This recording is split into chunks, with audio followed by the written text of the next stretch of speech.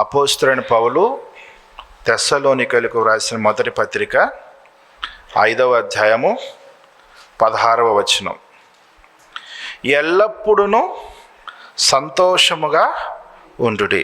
ప్రియమైన సహోదరులారా, మనలో సంతోషం లేకుండా సంతోషిస్తూ ఉండగలమా? ఉండలేం. సంతోషిస్తూ ఉండాలంటే మనలో సంతోషము ఉండాలి. ఇంగ్లీష్లో రాయబడి ఉంది రిజాయిస్ ఆల్వేస్ అని ఉంది. రిజాయిస్ అంటే is a expression of Joy, demonstration of Joy is nothing but rejoice. నీలో ఉన్న సంతోషాన్ని వ్యక్తపరచడమే రిజాయిస్. నీలో ఉన్నటువంటి సంతోషాన్ని క్రియలలో కనపరచడమే సంతోషిస్తూ ఉండడం. అయితే మనలో సంతోషము ఉందా? సంతోషాలు అన్నవి 2 రకాలుగా ఉంటాయి. ఒకటి బయటున్న పరిస్థితులను బట్టి కలిగేటువంటి సంతోషం, లేక దేవుడు మనకు అనుగ్రహించిన కొన్ని ఆశీర్వాదములను బట్టి కలిగే సంతోషం. ఈ సంతోషం ఎప్పుడూ కూడా టెంపరీగా ఉంటుంది, లేకపోతే కొంతకాలం మాత్రమే ఉంటుంది. ఈ సంతోషం అన్నది మార్పు చెందుతూ ఉంటుంది. కొన్ని పర్యాయములు తగ్గిపోవచ్చు, కొన్ని పర్యాయములు ఓ మోస్తారు ఎక్కువగా ఉండవచ్చు. ఈ సంతోషము నిలకడగా ఉండేది మాత్రము కాదు. దేవుడిచ్చే సంతోషం ఉంది. ఈ సంతోషం అన్నది శాశ్వతమైనది. దేవునితో మనకున్నటువంటి సంబంధాన్ని బట్టి దేవుడు మనకు అనుగ్రహించేటువంటి శ్రేయస్సుతో కూడినటువంటి స్థితే సంతోషం. అంతేగాని దేవుడిచ్చే సంతోషం ఒక తాత్కాలికమైన భావోద్రేకం మాత్రము కాదు. లోకములో దొరికే సంతోషము అన్నది తాత్కాలికమైన భావోద్రేకం. దేవుడిచ్చే సంతోషము మాత్రము శాశ్వతమైనది. ప్రియమైన సహోదరులారా, ఈ సంతోషం అన్నది దేవుడి దగ్గర దొరుకుతుంది, ఇంకెక్కడ కూడా దొరకదు. ఈ సంతోషానికి మూలం ఎవరు? దేవుడే. సంతోషము అన్నది it's a nature of God. దేవుని యొక్క స్వభావం ఏమిటి అంటే సంతోషిస్తూ ఉండడం. దేవుని యొక్క బిహేవియర్ కూడా ఏమిటి? సంతోషిస్తూ ఉండటం. సో జాయ్ అన్నది it's a God's character, God's behaviour, God's nature అన్నమాట. క్యారెక్టర్ అంటే స్వభావం, బిహేవియర్ అంటే అది క్రియల్లో కనిపించే ప్రవర్తన. కనుక దేవుని సంతోషం వేరు, లోకంలో దొరికే సంతోషం అన్నది వేరు. దేవదూతలు కూడా సంతోషిస్తుంటారు. ఆ సంతోషం ఎక్కడి నుంచి వచ్చింది? వారికి కూడా దేవుడి నుంచే వచ్చింది. దేవుని యొక్క సంతోషం ఎలా ఉంటుంది అని ఆలోచన చేస్తే యేసు ప్రభు వారు కొన్ని ఉపమానాలు చెప్పారు. ఒక వ్యక్తికి 100 గొర్రెలు ఉన్నాయి. ఒక గొర్రె తప్పిపోయింది. ఆ గొర్రెను కనుగొనిన తరువాత ఆ గొర్రెను బట్టి చాలా సంతోషించాడు. తన స్నేహితులు పిలిచి ఆ కాపరి ఏమంటాడంటే, తప్పిపోయిన నా గొర్రె దొరికింది, మీరు నాతో కలిసి సంతోషించండి. ఆ మాట దేని కొరకు ప్రభు చెప్పారంటే, దేవుడు సంతోషించేవాడు అని చెప్పడానికి. లూకా సువార్త 15వ అధ్యాయం 7వ వచనం, అటువలే మారు మనస్సు అక్కరలేని 99 మంది నీతిమంతుల విషయమే కలుగు సంతోషము కంటే మారు మనసు పొందొక పాపి విషయమే పరలోకమందు ఎక్కువ సంతోషము కలుగును. చూసారా, సంతోషం అన్నది దేవుని యొక్క స్వభావం అన్నమాట. సంతోషిస్తూ ఉండడం అన్నది దేవుని యొక్క నేచర్.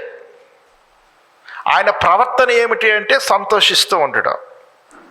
ప్రభు యొక్క వ్యక్తిత్వం ఏమిటి అంటే సంతోషిస్తూ ఉండడం. కొందరు భక్తి అంటే విచారంగా ఉండడం, దుఃఖ ముఖాలతో కనబడటం, ఏడు ముఖాలతో ఉండటమే అనుకుంటారు. నవ్వారు అనుకోండి, నవ్విన వాళ్ళని ఎలా చూస్తారంటే వీరికి భక్తి లేదన్నట్టుగా చూస్తారు.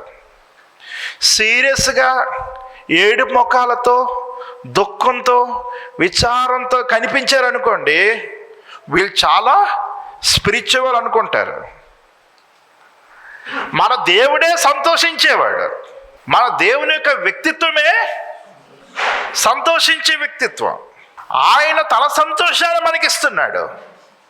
మనల్ని కూడా సంతోషంగా ఉండమని చెప్తున్నాడు. ఏమన్నాడు? మీరు ఎల్లప్పుడూ కూడా సంతోషంగా ఉండండి, సంతోషిస్తూనే ఉండండి. ఆ సంతోషం మనలో ఉందా? అవుటర్ సర్కమ్స్టాన్సెస్ని బట్టి, లేక బాహ్య సంబంధమైన కొన్ని పరిస్థితులను బట్టి తాత్కాలికంగా మనలో కలిగే సంతోషం కాదు దేవుడిచ్చే సంతోషం. ఈ పరిస్థితులు ఎలా ఉన్నా కూడా దేవుడిచ్చే సంతోషాన్ని ఇవేమీ ప్రభావితము చేయలేవన్నమాట. పరలోకంలో దేవుడు సంతోషిస్తున్నాడు, పరలోకంలో దేవదూతలు కూడా సంతోషిస్తున్నారు. చూసారా? యేసు ప్రభు వారు మరొక ఉపమానం చెప్పారు. ఒక స్త్రీ తన దగ్గర 10 వెండి నాణెములు ఉంటే ఒక వెండి నాణెమును పోగొట్టుకుంది. ఇల్లంతా ఊడ్చి ప్రతి చోట కూడా ఆమె వెతుకుతూ ఉండగా ఆమెకు ఆ వెండి నాణెము దొరికింది. వెంటనే తన యొక్క చెలికత్తెలను పిలిచి, పోయిన నా వెండి నాణెము దొరికింది, నాతో కలిసి సంతోషించండి అని ఆమె చెబుతుంది. అంటే మనం ఎలాగనైతే కోల్పోయిన వాటిని పొందుకున్నప్పుడు సంతోషిస్తామో, లేక జీవితంలో ఒక సక్సెస్ సాధించినప్పుడు సంతోషిస్తామో, ఏదైనా ఒక మేలు జరిగినప్పుడు, ఒక గొప్ప కార్యం జరిగినప్పుడు, దేవుడు మనల్ని ఆశీర్వదించినప్పుడు ఏ విధంగా సంతోషిస్తామో, దేవునికి అటువంటి నేచరు ఉంది. అయితే మన సంతోషాలు తాత్కాలికమైనవి, దేవుని ఉన్న సంతోషము అన్నది శాశ్వతమైనది. లూకా సువార్త 15వ అధ్యాయం 10వ వచనం చూసినట్లయితే, అటువలే మారు మనస్సు పొందు ఒక పాపి విషయమై దేవుని దూతల ఎదుట సంతోషము కలుగునని మీతో చెప్పుచున్నానను.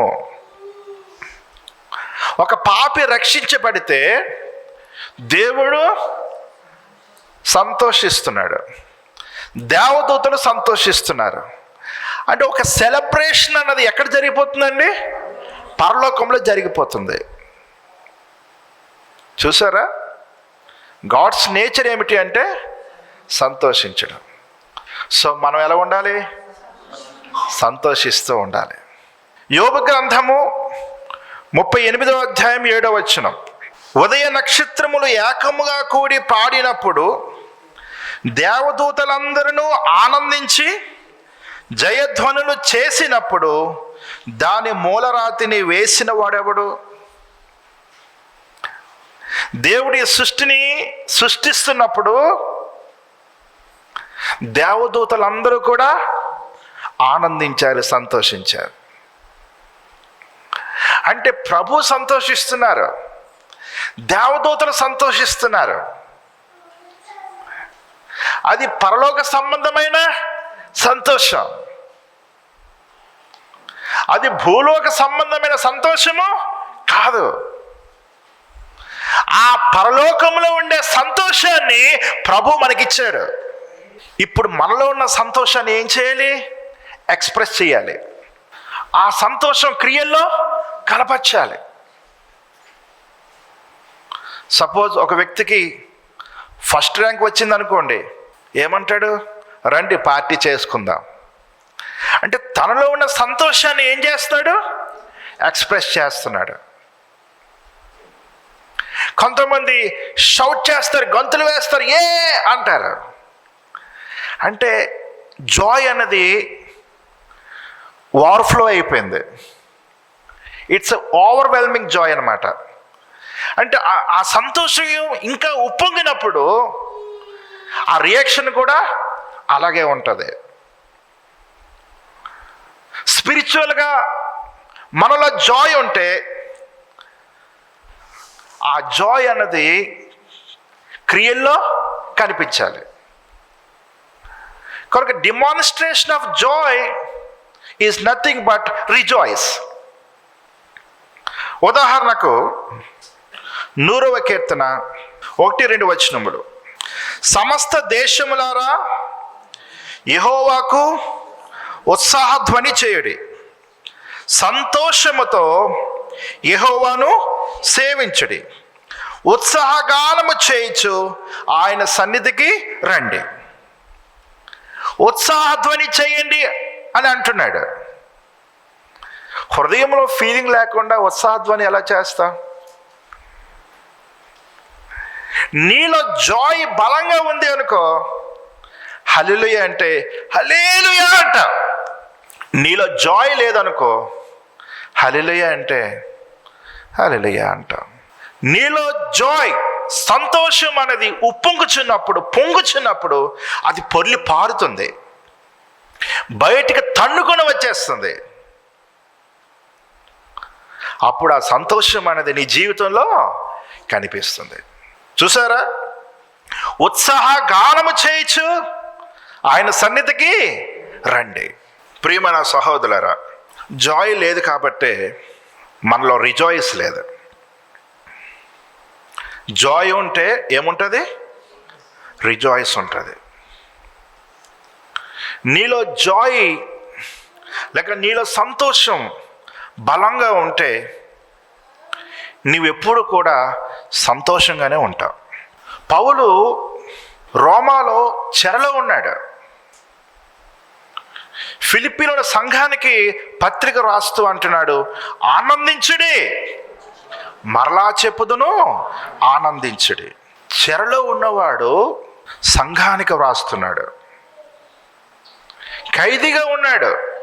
పౌలును అంటిపెట్టుకుని కొంతమంది సైనికులు ఉంటారు. పౌలును సంకెలతో బంధించి ఉంటారు, కదలలేని పరిస్థితి. కానీ పౌలు అంటున్నాడు, ఆనందించండి, మరలా చెప్పుదును ఆనందించండి. జీవితంలో కొన్ని విషయాల్లో సక్సెస్ లేదని నీవు దుఃఖిస్తున్నావు అంటే దేవుడిచ్చిన సంతోషము అన్నది నీలో లేదు. దేవుడిచ్చిన సంతోషమే నీలో ఉంటే ఈ లోక సంబంధమైన శ్రమలు, కష్టాలు నిన్ను ఏమాత్రము కూడా ప్రభావితము చేయలేవు. పౌలు శీలలు చెరలో ఉన్నారు. వారి చేతులు బంధింపబడ్డాయి, కాళ్ళు బంధింపబడ్డాయి. వారిని కొరడాలతో కొట్టారు, బెత్తములతో కొట్టారు, దూషించారు, హింసించారు, బాధ పెట్టారు. కానీ వారు దేవునిలో సంతోషిస్తున్నారు. ఆ కొరడా దెబ్బలను, ఆ హింసలను, బాధలను వారిలో ఉన్న దేవుని సంతోషము అధిగమించేసిందండి.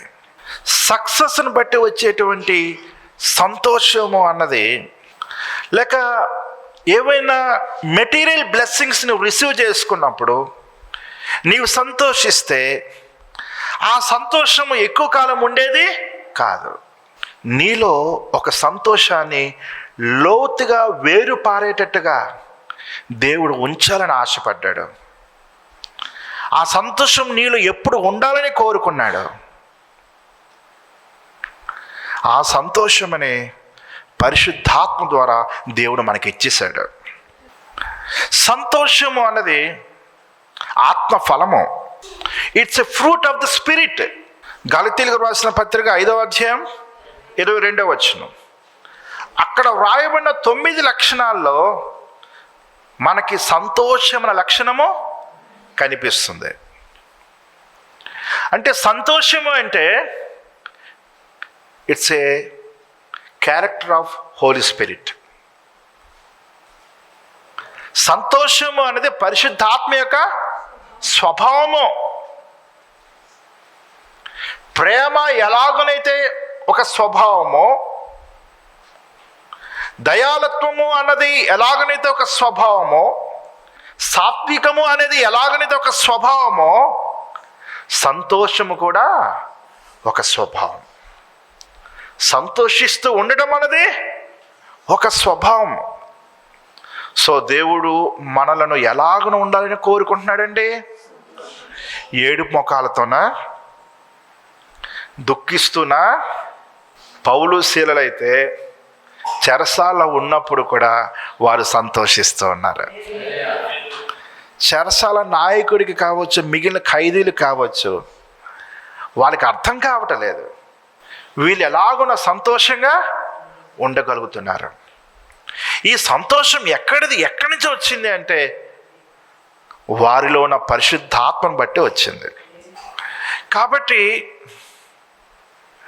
నీలో సంతోషమైన ఆత్మఫలము ఉంది అంటే దానికి రుజువు ఏంటి? సంతోషిస్తూ ఉండడం. ఎవిడెన్స్ ఆఫ్ ది జాయ్ అన్నది ఏంటంటే రిజాయిస్. జాయ్ అనే ఫ్రూట్ ఆఫ్ ది స్పిరిట్ నీలో ఉంది అనడానికి రుజువు ఏమిటి అంటే నీవు సంతోషిస్తూ ఉండటం. కనుక నీలో ఆత్మఫలం ఉందా? ఏ ఆత్మఫలము? సంతోషమనే ఆత్మఫలం. సంతోషమైన ఆత్మఫలం నీలో ఉంటే ఎన్ని కష్టాలున్నా దుఃఖంతో కనిపించవు, ఎన్ని అప్పులున్నా సంతోషంగా ఉంటావు, నీ శరీరంలో ఎన్ని రోగాలున్నా ఆనందిస్తూ ఉంటావు, మరణమే నీ ఎదుట కనబడినా నీవు సంతోషిస్తూనే ఉంటావు. ఎందుకంటే ఇది బయట ఉన్న పరిస్థితిని బట్టి కలిగే సంతోషం కాదు, పరిశుద్ధాత్మ వల్ల కలిగినటువంటి సంతోషం. దేవుడిచ్చే ఆశీర్వాదాలను బట్టి కలిగే సంతోషాన్ని దేవుడు తృణీకరించటం లే. ఇంకా చెప్పాలంటే ఆ సంతోషం కూడా మనం కలిగి ఉండాలని దేవుడు కోరుకుంటున్నాడు. ఆ సంతోషం కూడా దేవుడిచ్చిన ఆశీర్వాదమే.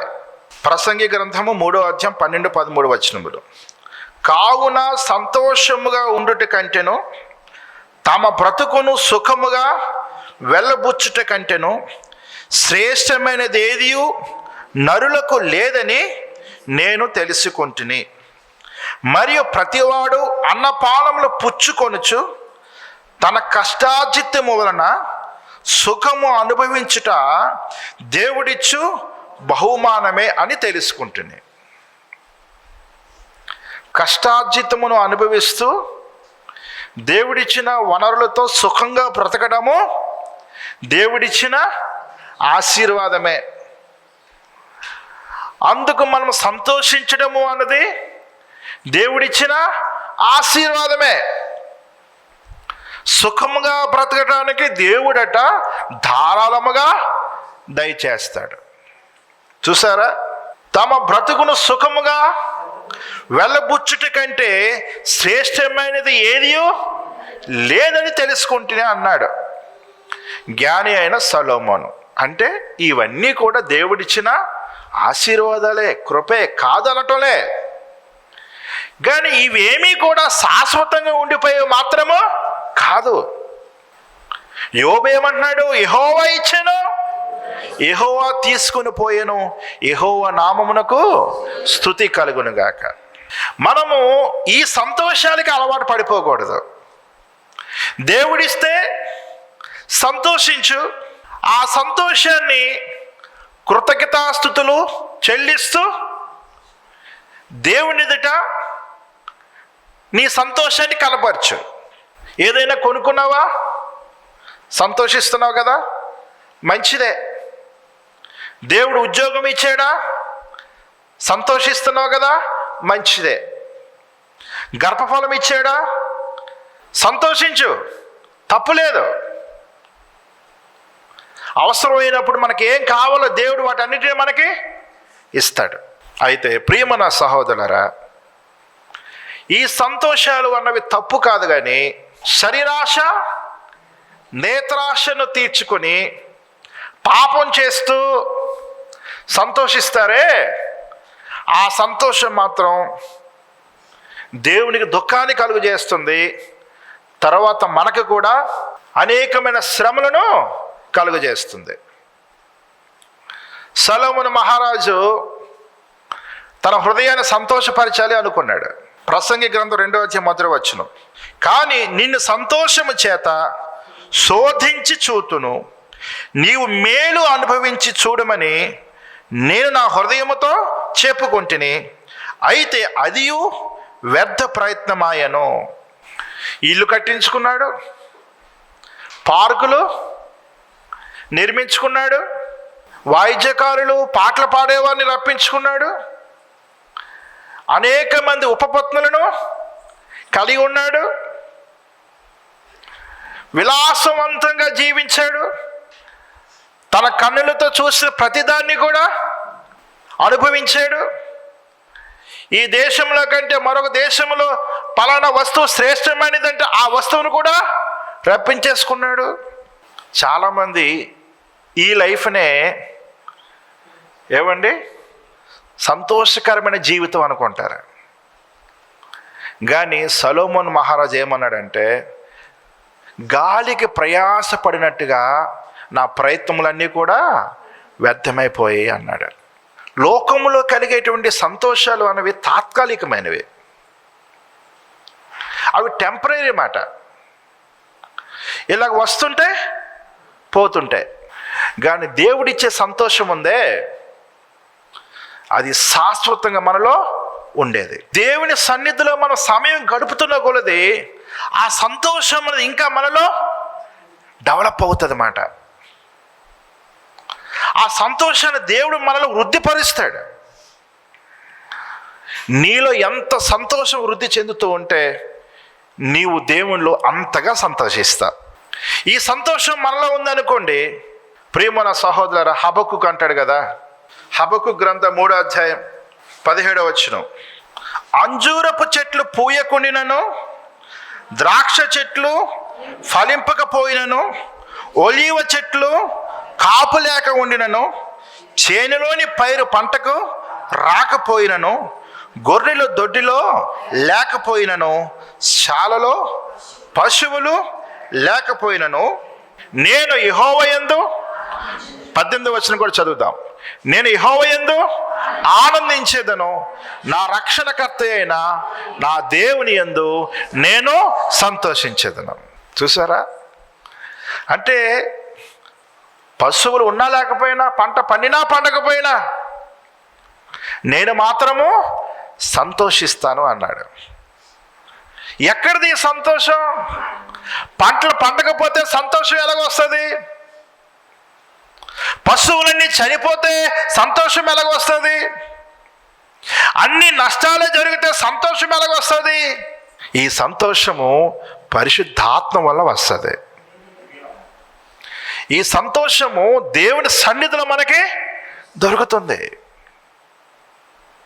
అందుకే ప్రేమ నా సహోదరులారా, కీర్తనకారుడు అంటున్నాడు, నీ సన్నిధిని సంపూర్ణ సంతోషము కలదు. 16 కీర్తన 11వ వచనం, జీవ మార్గమును నీవు నాకు తెలియజేసేదవు, నీ సన్నిధిని సంపూర్ణ సంతోషము కలదు, నీ కుడి చేతిలో నిత్యము సుఖములు కలవు. అంటే ఈ సంతోషం మనలో అభివృద్ధి చెందాలి అంటే సోర్స్ ఒకటేనండి, దేవుని సన్నిధిని అనుభవించడం. మీరు వ్యక్తిగతంగా ప్రార్థన చేసుకుంటూ దేవునితో సహవాసం చేస్తుంటే జరిగే కార్యం ఏమిటో తెలుసా? ఏదైనా కారణాన్ని బట్టి మీలో దుఃఖం ఉంటే ఆ దుఃఖము పోతుంది.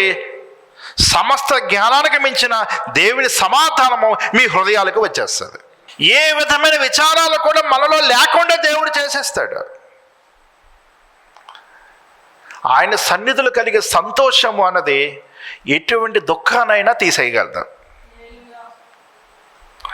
ఒకవేళ మరణకరమైన దుఃఖమే అనుకోండి, ఆ దుఃఖాన్ని కూడా తీసివేయగలదు. నీ సన్నిధిని సంపూర్ణమైన సంతోషము కలదు. కాబట్టి ఈ లోకములో ఉన్న వాటి కొరకు తాపత్రయపడుతూ వాటి ద్వారా సంతోషించాలనే ప్రయత్నాలు అన్నవి కొంతవరకు ఫలించవచ్చు, దాని మూలంగా కొంత సంతోషాన్ని పొందుకోవచ్చు. కానీ అవన్నీ కూడా తాత్కాలికమైన భావోద్రేకాలే. నీలో నిత్యము ఉండే విధంగా దేవుడు ఒక ప్రత్యేకమైన సంతోషాన్ని ఇస్తున్నాడు. ఆ సంతోషం ఎక్కడ దొరుకుతుందంటే in the presence of God. దేవుడే సంతోషానికి మూలం, దేవుడే సంతోషానికి కర్త. కనుక దేవుని సన్నిధిలో గడిపేటువంటి అవకాశాన్ని ఎప్పుడు మనం వదులుకోకూడదు. ఎవరైతే ఆయనతో సహవాసం తక్కువగా కలిగి ఉంటారో వారిలో తక్కువ సంతోషం ఉంటుంది.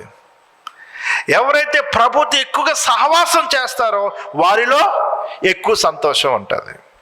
ఈరోజు దేవుని ఆరాధిస్తూ ఉన్నాం, ప్రభు సన్నిధిలో ఒక సంఘంగా కూడి ఉన్నాం.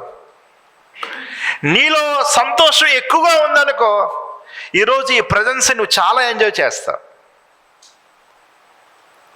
ఇంకా సంతోషంతో నింపబడతావు. ఈ వాక్యాన్ని బట్టి కావచ్చు, స్తుతి ఆరాధన బట్టి కావచ్చు, ఇంకా ఆ సంతోషం నీలో నింపబడుతుంది. కాబట్టి ప్రియమైన సహోదర, ఆలోచన చేయండి. దేవుడు నాకు ఇచ్చే సంతోషాన్ని నాలో ఎలాగో వృద్ధిపరచుకోవాలి, ఎలాగో నా పెంపొందించుకోవాలి అంటే దేవునితో సమయాన్ని ఎక్కువగా గడపాలి. 19వ కీర్తన 8వ వచనం, యెహోవా ఉపదేశములు నిర్దోషమైనవి, అవి హృదయమును సంతోషపరచును. యెహోవా ఏర్పరిచిన ధర్మము నిర్మలమైనది, అది కన్నులకు వెలుగిచ్చును. యెహోవా ఉపదేశములట హృదయాన్ని సంతోషపరిస్తాయి. ఎందుకంటే దేవుని వాక్యాన్ని చదువుతూ ధ్యానిస్తూ ఉంటే దేవుణ్ణి ఇంకా మనం అర్థం చేసుకుంటాం, దేవుని హృదయాన్ని గ్రహిస్తాం. మనలో కూడా అనేక లోపాలు సరిచేయబడుతూ ఉంటాయి. మనము ప్రభువుకి దగ్గరవుతూ ఉంటాం. కనుక వాక్యం చదువుతూ ఉన్నప్పుడు మన హృదయానికి గొప్ప సంతోషము కలుగుతుంది. దేవుడిచ్చే సంతోషం నీవు వృద్ధి చెందాలి అంటే దేవుని వాక్యాన్ని ధ్యానించాలి. ధ్యానించేది దేనికోసం అంటే ఆయన మాటకు లోబడటానికి. ఎప్పుడు దేవుని మాట మనం వింటున్నామో ప్రియమైన సహోదరులారా, మనలో దేవుడిచ్చే సంతోషం పెంపొందించబడుతుంది, వృద్ధి చెందుతుంది. కనుక సహవాసపు కూడికలు కావచ్చు, వ్యక్తిగత ప్రార్థన కావచ్చు, వాక్య ధ్యానములు కావచ్చు, వీటన్నిటి ద్వారా మనం దేవుని సన్నిధిలో గడుపుచున్నప్పుడు ఈ విధంగా ఆయన ఇచ్చే సంతోషం మనలో అభివృద్ధి చెందుతూ ఉంటుంది. సంతోషము అన్నది దేవుని యొక్క స్వభావం. సంతోషిస్తూ ఉండడం అన్నది దేవుని యొక్క నైజం. ఇప్పుడు ఆయన స్వభావాన్ని మనలో పెట్టేశాడు. పరిశుద్ధాత్మ ద్వారా మనం ఏం చేయాలి? ఆ స్వభావాన్ని వృద్ధిపరచుకోవాలి, ఆ స్వభావాన్ని ఇంకా బలపరచుకోవాలి. నీలో ఆ సంతోషం తక్కువగా ఉంది అనుకో, దేవుళ్ళు ఎక్కువగా నీవు సంతోషించలేవు. నీలో జాయ్ ఎంత ఉందో అంతే నీలో రియాక్షన్ కనిపిస్తుంది. సపోజ్ మీలో చదువుకుంటున్న పిల్లల్లో ఎవరైనా ఉన్నారనుకోండి, ఆ వ్యక్తికి జస్ట్ పాస్ మార్కులు వచ్చాయి అంతే, తనలో రియాక్షన్ ఎంతవరకు ఉంటుంది? కొంచెమే. 70% మార్క్స్ వచ్చాయి అనుకోండి, కొంచెం బెటర్ రియాక్షన్. 80 మార్క్స్ వచ్చాయంటే ఇంకా కొంచెం బెటర్. 100కి 100 వచ్చేసాయంటే గాల్లో తేలిపోతుంటారు కదా, ఇంకా వాళ్ళలో ఆ సంతోషం రియాక్షన్ చాలా ఎక్కువగా ఉంటుంది. ప్రియమైన సహోదరులారా, దేవునిలో నువ్వు ఎంతగా సమయాన్ని గడుపుతూ ఆయన సన్నిధిని అనుభవిస్తూ ఆ ప్రభు ఇచ్చే సంతోషం నీలో వృద్ధి చెందుతూ ఉంటుందో, ఆ సంతోషమే నీ క్రియల్లో కనిపిస్తుంది. అంటే నీలో ఎంత సంతోషం ఉందో అంత సంతోషమే నీ క్రియల్లో కనిపిస్తుంది. అయితే అలాగున సంతోషించే విధంగా మన జీవితాలు ఉన్నాయా ఒకసారి ఆలోచన చేసుకుందాం. దేవుని సన్నిధిలోనే మనకు నిత్యమైన సంతోషం. సంతోషం అన్నది ఆత్మ ఫలం. నీలో సంతోషమే లేదంటే ఈ సంతోషమైన ఆత్మఫలము నీలో లేదు. అంటే దేవునిలో సంతోషించే స్వభావం నీలో లేదు. ఎక్కువగా నీవు సంతోషించలేకపోతున్నావు అంటే ఈ సంతోషమైన ఆత్మఫలము నీలో ఇంకా అభివృద్ధి చెందలేదు. అందుకే ఎక్కువ సమయం ప్రార్థనలో కూర్చోలేవు, ఎక్కువ సమయం వాక్యాన్ని ధ్యానించలేవు, ఎక్కువగా దేవుడు ఇష్టపడే కార్యాలు నీవు చేయలేవు. ఎందుకంటే నీలో ఉన్న సంతోషం పరిమితమైంది. దేవుడిచ్చే సంతోషాన్ని వృద్ధిపరచుకో. ఈ సంతోషం వల్ల చాలా ప్రయోజనాలు ఉన్నాయి. దేవుడిచ్చేటువంటి సంతోషాన్ని మనం పోగొట్టుకోకూడదు. ఈ సంతోషము అన్నది దేవుడు మనకిచ్చేటువంటి గొప్ప ఆశీర్వాదం. ఈ ఆశీర్వాదాన్ని మనం కాపాడుకోవాలి, ఇంకా ఈ ఆశీర్వాదాన్ని పెంపొందించుకోవాలి. కీర్తన గ్రంథము 43వ కీర్తన 4వ వచనం. అప్పుడు నేను దేవుని బలిపీఠమునొద్దకు నాకు ఆనంద సంతోషములు కలుగు చేయు దేవుని యొద్దకు చేరుదును. దేవా, నా దేవా, సితారా వాయించుచు నీకు కృతజ్ఞత స్తుతులు చెల్లించదను. కీర్తనాకారుడు అంటున్నాడు, దేవుని బలిపీఠం యొద్దకు వస్తాను. అక్కడ ఏం దొరుకుతాయట? ఆనంద సంతోషములు కలుగు చేయు దేవుని వద్దకే వచ్చేదను. అయితే మీరు ఇంగ్లీష్లో చూడండి,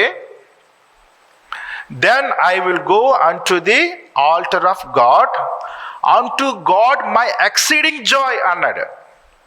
అంటే దేవుడేనా సంతోషం అన్నాడు. చూసారా? జాయ్ అంటే ఏమిటి అని అడిగామనుకోండి ఈ లోకంలో ఉన్నవారిని, it's a great emotional feeling అంటారు. జాయ్ అంటే ఏమిటి అంటే it's A pleasure, happy feeling అండి అంటారు. కానీ కీర్తనాకారుని అడిగామనుకోండి, వాట్ ఇస్ ద జాయ్ అంటే my God is my Joy అంటాడు. నా దేవుడే నాకు సంతోషం. చూసారా? దేవుని దగ్గరే ఆనంద సంతోషాలు సంపూర్ణంగా దొరుకుతాయి. It's a spiritual Joy, it's a heavenly Joy. ఈ సంతోషం ఎవరిది అంటే దేవునిది. దేవుని యొక్క సొంత స్వభావం ఇది ఈ సంతోషం. ఈ సంతోషాన్ని దేవుడు తన దూతలకు ఇచ్చాడు.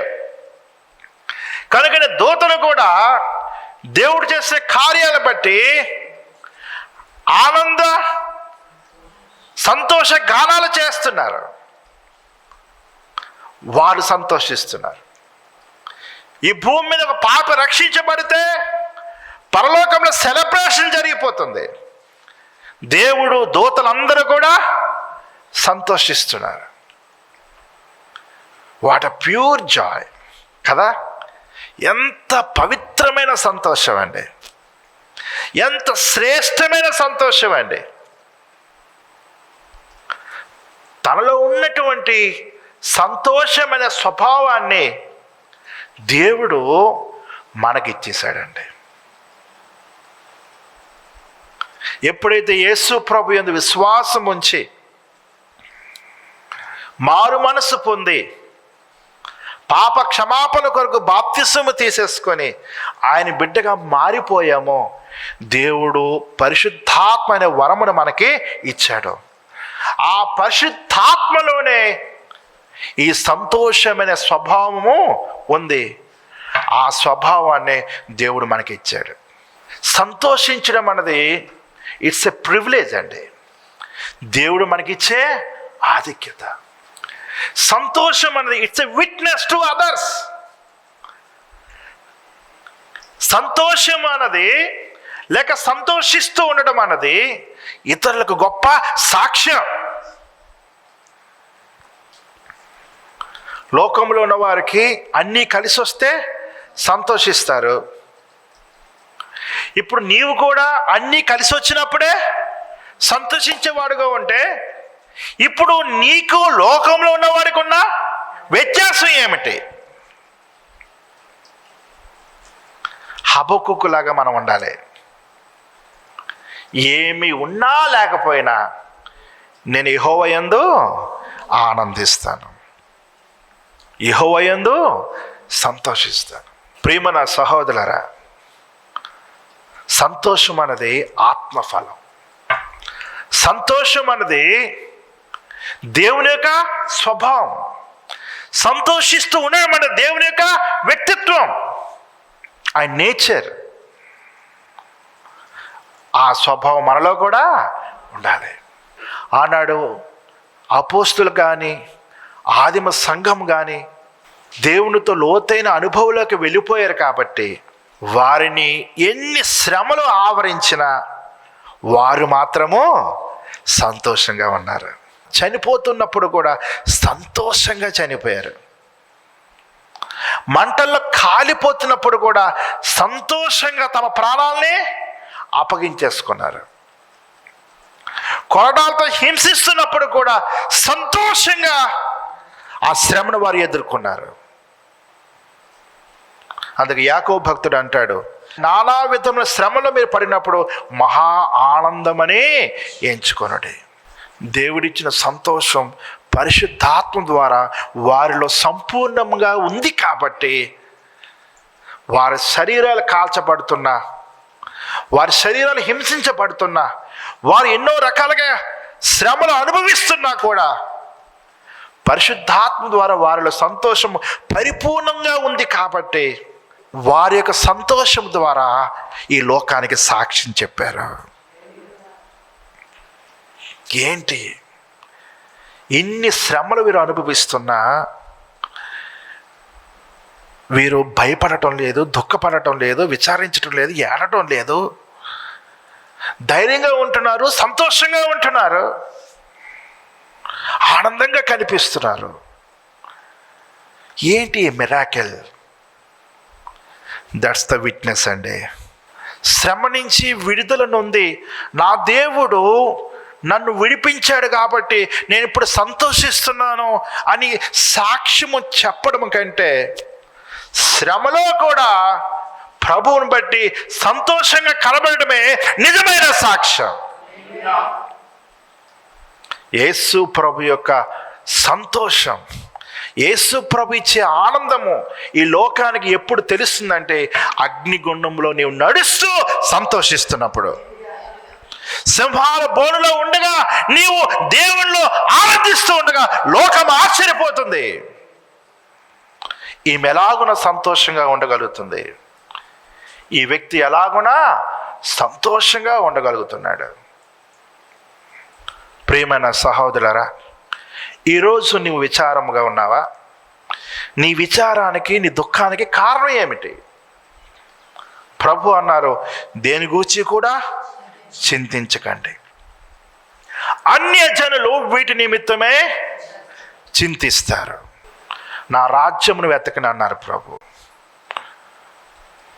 నీతి, సమాధానము, పరిశుద్ధాత్మలో ఆనందమే దేవుని రాజ్యం.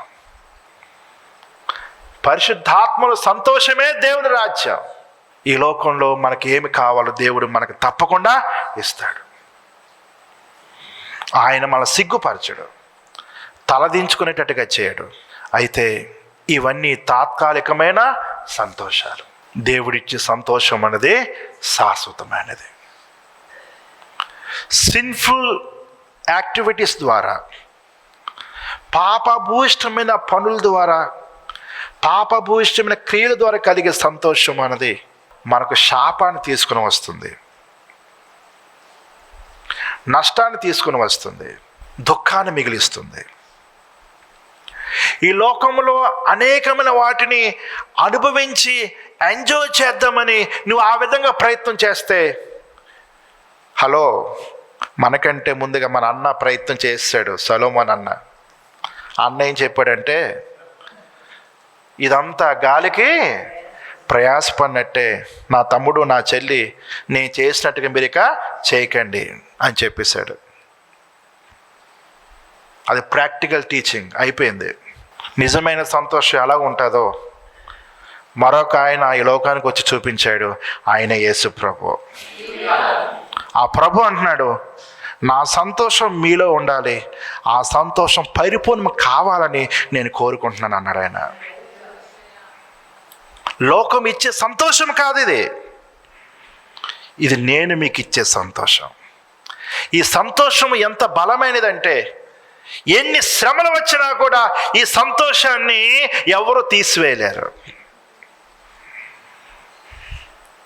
శ్రమలో కూడా ఈ సంతోషం ఉంటుంది, సుఖములో ఈ సంతోషం ఉంటుంది, కలిసి వచ్చినప్పుడు ఈ సంతోషం ఉంటుంది, నష్టపోయినప్పుడు కూడా ఈ సంతోషం ఉంటుంది. ఈ సంతోషం మనం విడిచిపెట్టే సంతోషం కాదు, నిత్యము మనతో ఉండే సంతోషం, పరలోకములో కూడా మనతో ఉండే సంతోషం. కనుక ప్రియమైన సహోదరులారా, దేవుడిచ్చే సంతోషం నీలో ఉందా? ఆ సంతోషాన్ని పెంపొందించుకునే విధంగా దేవుని సన్నిధిని ప్రేమిస్తున్నారా? కీర్తనకారుడు అంటున్నాడు, దేవుడే నా సంతోషం. ఆయన చూస్తే చాలు, ఆయన మాటలు వింటే చాలు, ఆయనతో ఉంటే చాలు, అదే నాకు సంతోషం. ఆనంద సంతోషములు ఎక్కడున్నాయట? దేవుని దగ్గర ఉన్నాయి. నీ సన్నిధిని సంపూర్ణ సంతోషం కలదు. ప్రియమైన సహోదరులారా, ఈ వచనం నీ సన్నిధిని సంపూర్ణ సంతోషం కలదనే మాట ఏమండి, చాలా గొప్ప మాట. మనిషికి ఏం కావాలి? అల్టిమేట్గా సంతోషమే కావాలి. ఆ సంతోషం ఎక్కడ దొరుకుతుందంటే ప్రభు దగ్గరే దొరుకుతుంది. కాబట్టి వాక్యం సెలవిచ్చినట్టుగా మనం ఎల్లప్పుడూ కూడా సంతోషంగా ఉండాలి, లేక సంతోషిస్తూ ఉండాలి. Rejoice always. దేవుడి మాటలు దీవించిన గాక. ఆమేన్.